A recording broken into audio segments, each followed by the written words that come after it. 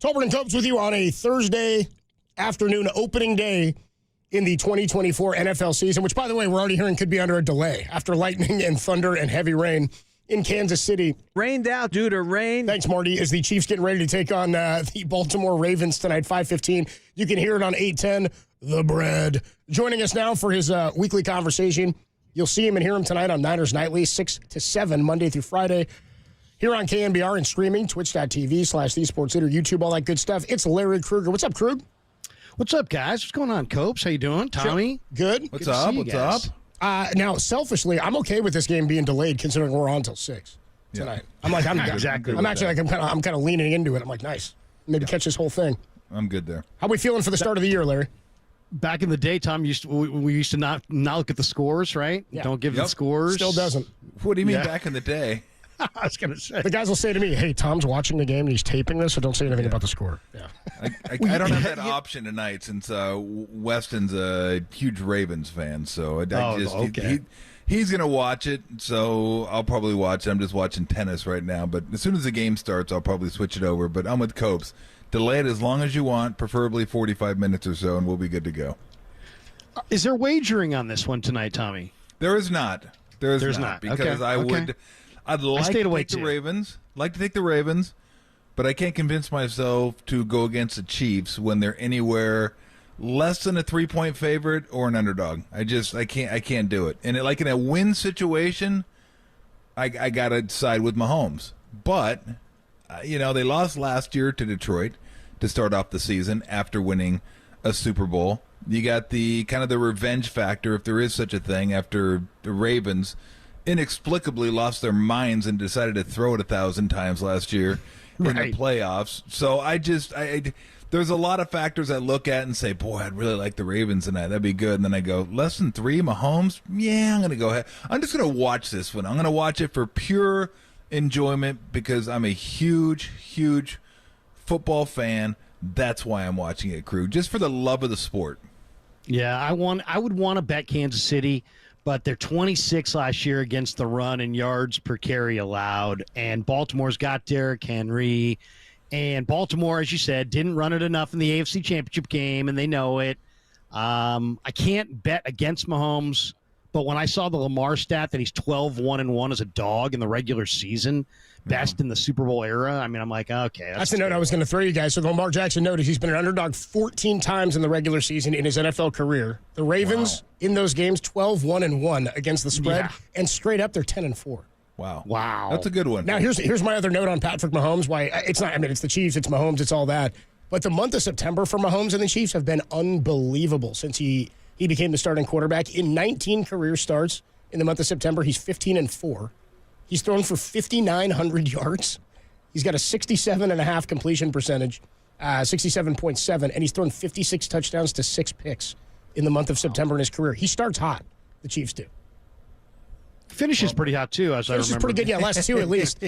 Last 2 and 3 times in recent memory. That's why there's other games to watch. I don't have to bet this game. Might not be the best value here, no. Yeah, sit back and enjoy it. Just enjoy the game. So let's get into some of the Kyle Shanahan stuff today. Obviously, he talked about Ricky Pearsall. I just want to point this out, too, because Kyle talked about how, and John Lynch said it the other day, too, when you hear that Ricky Pearsall's been shot, one, you're freaked out. Then you hear it's a chest injury, and you go, that doesn't bode well historically when you hear anything like that. We had a gentleman check in here on the YouTube chat, on our text line a little while ago, and he said, I was a paramedic and a firefighter for 20 years in a big city. He said, I saw dozens of gunshot wounds. Never once, he said this in all caps, did I see a bullet wound go through and through without touching something else. Ricky Pearsall's telling Kyle, I think I can go against the Jets on Monday. They're saying, you got some other stuff you got to deal with. I want to go to battle with that guy, though. I feel good about that guy.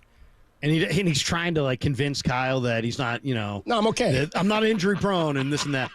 Well, they said only 2. Kyle said that the people at the hospital told him that only 2 out of every 100 people that have that kind of gunshot wound survive. Unbelievable. So, this kid, and supposedly the bullet wound went literally like an inch or 2 from his prayer hands tattoo on his chest. I saw him walking around at practice. I couldn't believe it. I'm like, this guy was shot on Saturday, and he's standing there at practice today looking like if they said put on a jersey and run a route, he could do it.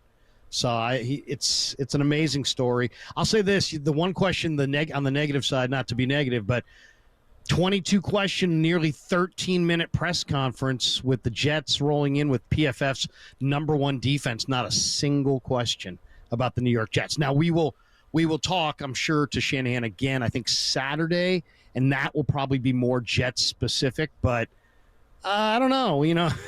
I think you could ask the question at least, are the Niners overlooking the Jets? I mean, with the holdouts, with the Pearsall shooting, with all the different things that are going on around this team, how much are they focusing on the Jets? Hopefully a lot. Yeah, I'm going to say if Pearsall plays, wear the red jersey. Don't go white. No. We don't need that. I don't know if they're overlooking, but it's just been such a noisy offseason, Krug. It's just like how focused. Like, are they completely focused, or has it been a little bit of focus on Trent Williams, a little bit of focus on Aiyuk, then a whole bunch of focus on Ricky Pearsall? It seems like I mean, who would blame them for being a little bit scattered? I would imagine they'll be focused up, because if you're not, that defense will embarrass you. What's the biggest concern you have for that defense? For me, it's the inside, the interior of the defensive line, because that's where they can really do some damage, and that's what I worry about mostly for the offensive line for the Niners, like the inside pass rush. That's the one that has my attention. If so, is it yours, or is there something else?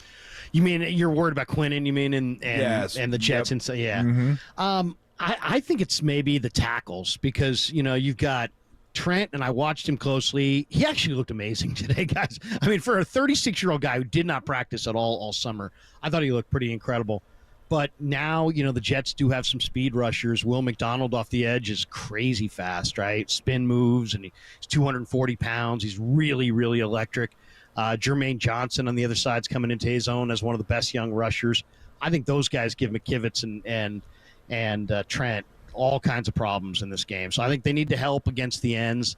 And, and then the question, the Jets don't travel. So, like, Gardner is not going to travel both sides. I talked to Bob Wischusen, and he was like, they go left and right. They play sides in their defense. So, maybe that's advantage Niners in that Shanahan knows at certain times if he wants to line up Aiyuk away from Sauce. I mean, Reed is, I think, a very underrated player in his own right, but Sauce is a Hall of Famer who's really rangy, super quick. So if he wants to get away from Sauce at times with Aiyuk, he can do that. Are you minting Sauce Gardner a Hall of Famer right now? Isn't it like year 3? It's super early. Isn't it year 3 for him? He's damn good. He's pretty special, man. When I watch him, I'm like, wow. I mean, you're talking about 6'3", 6'4", super long arms, and he just kind of smothers you. But you're right, Copes. Probably a tad premature.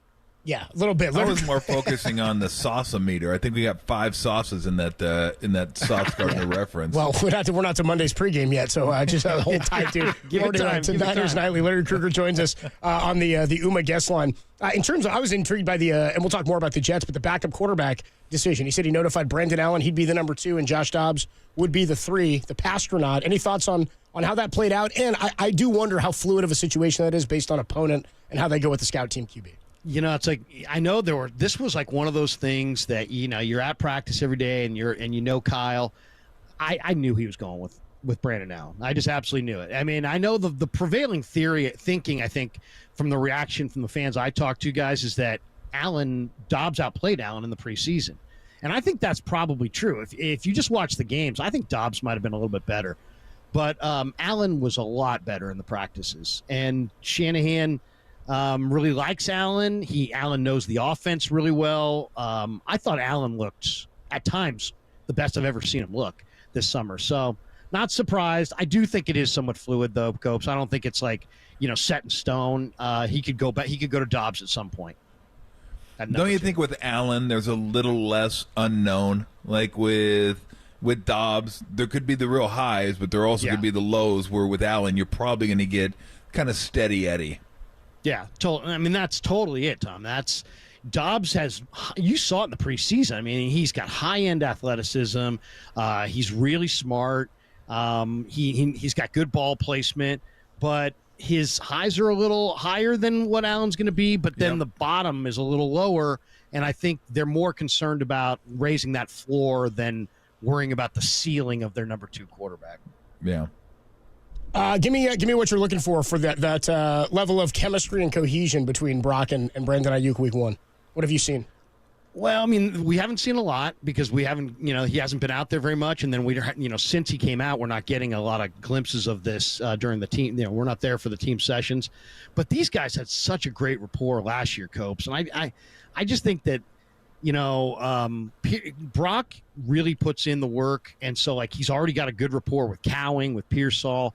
And I don't think he's going to miss a beat with Aiyuk. I think he knows Ayuk's going to be in the spot he needs to be in. Ayuk's very reliable. He's a really good route runner. And he's going to, he's the security blanket for Brock. He's the guy that he likes to go to and he trusts is going to be there. So I think – I'll say this. I thought Aiyuk today, guys, was laboring through practice. He was sweating. He dropped the ball. He's, getting a little frustrated with himself. It's hard to replicate real practice, and he's a great athlete, and he's only 26, but it'll be interesting to see how many snaps he can go Monday night. I'm assuming, Krug, that McCaffrey's strain pull was very mild, and they just decided to keep him out because they felt like he didn't need it and that he's 100% good to go, because you know how those muscle strains can be. I mean, those things can really linger, but I'm assuming they just wanted to play it really, really close to the vest and really careful, and that he's 100% good.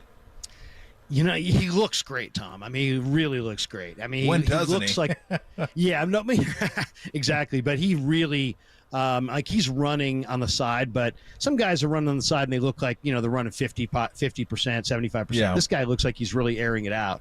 But I got to be honest. I mean, they went from calf strain to calf/Achilles. They kind of slipped that Achilles in there. And anytime you hear Achilles, that always makes you pause. So, they played it this summer, like, hey, it's a calf strain. He's at a point in his career where he can call his own shots. We're not worried about him, but he's shut down for the rest of the preseason. And I thought that sounded smart, but now that I'm hearing Achilles, I'm wondering if this is a real, plot that we need to keep our eyes on throughout the year, because Achilles obviously is huge. Well, I mean, their Super Bowl chances and level of success obviously take a hit if Christian McCaffrey's not 100% or not out there each and every game. J.P. Mason, I thought, looked pretty damn good this preseason, though. He did. And that's I don't know how you guys feel about Mason, but I like him a lot. I think I'm at a point where I'd like to see Mason get 10 to 12 touches, whether it's throw it. He bought a $3,000 jugs machine. You guys heard that a month ago. And his radius for catching it is way huge. He's picking up high balls, low balls. It's really helped him. So since he's so much more trustworthy as a receiver, as long as he's trustworthy as a blocker, I think you got to get him at least a dozen touches. I mean, he looked great all summer. Any concerns with the defense this year? I'm concerned with a couple things. Devondre Campbell in for Greenlaw, because, it's like taking away a great player. If you take away a good player and you replace him with an okay player, that's all right. But when you take away a great player, I mean, Greenlaw's a truly great player. So there's going to be a letdown there, and I just don't know how much. Campbell struggled last year with Green Bay. He had some good years earlier, but I got to see more. I got to see more. He's not Greenlaw. And then the defensive end depth. Drake Jackson starting hurt. Robert Beal, very raw.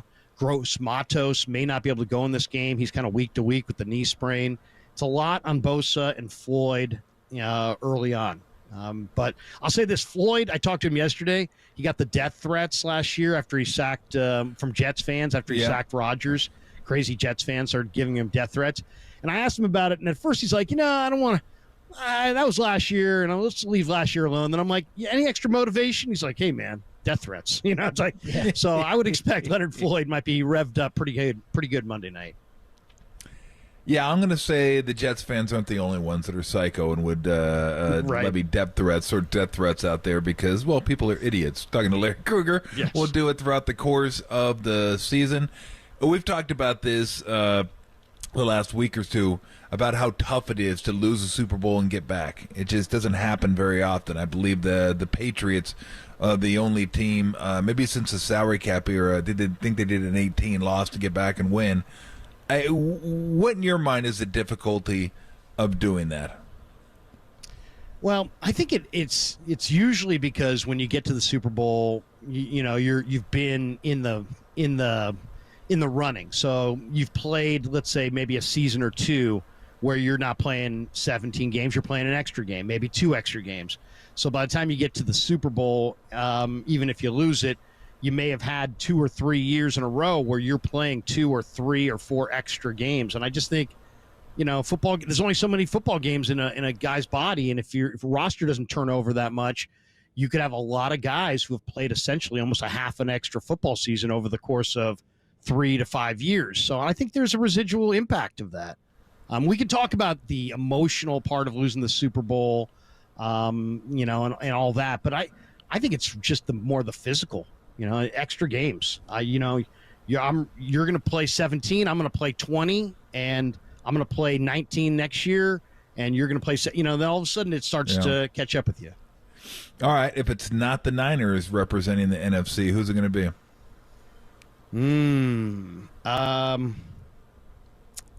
Wow.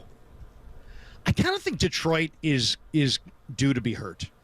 I don't know I really like Detroit. I love their GM. I love the way they're building their team. I felt like Campbell had a good enough team last year.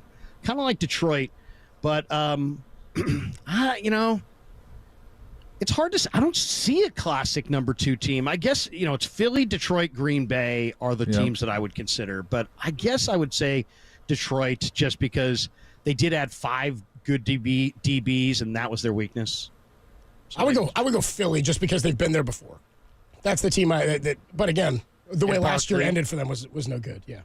They added Saquon. Yeah. It was great. Yeah, that's a Big Dom, all that stuff. Larry Krueger, the voice you hear on the Yuma guest line, and you will hear him and see him again coming up with Niners Nightly at 6 o'clock in about 45 minutes. And just on the way out, Larry, you mentioned 22 questions, 13 minutes in that Kyle presser, and not one about the Jets. I didn't hear you ask a question about Terrence Marshall either. So we'll get to the Marshall stuff coming up at 6 o'clock. I talked to him today, though. Did you? Yeah, how'd that go? I did talk to him, and he's a very low-key dude, but he's feeling good. All good, dude. All right, Krug, coming up at 6 o'clock. We'll talk to you in a bit, dude. Sounds good. Good deal. Tolbert and Copes, we got a sound soiree for you. We got a lot of stuff to get into here. Debo Samuel checked in on the Ricky Pearsall shooting. He also was asked about his future with the 49ers after restructuring his deal. Farhan on the process of getting the Chapman deal done. And inside the NFL, Bill Belichick is not impressed by Caleb Williams. Stay tuned. That's all coming up next in the sound soiree, only here on the Sports Leader.